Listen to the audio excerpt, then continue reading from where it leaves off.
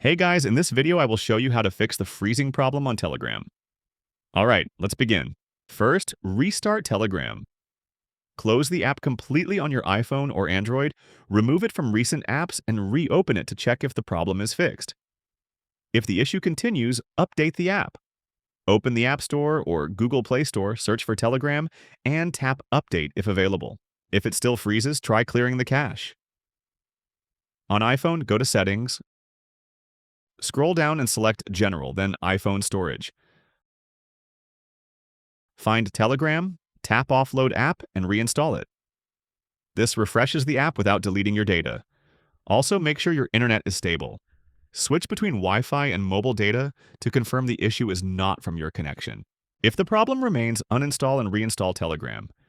Hold the app icon, select Remove App, then Delete App, and reinstall it from the store. After that, check Background App Refresh.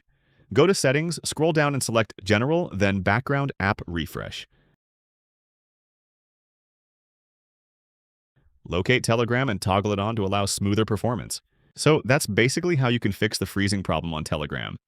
And that's it for this video. If you find this video helpful, please consider subscribing and leaving a like. Thanks.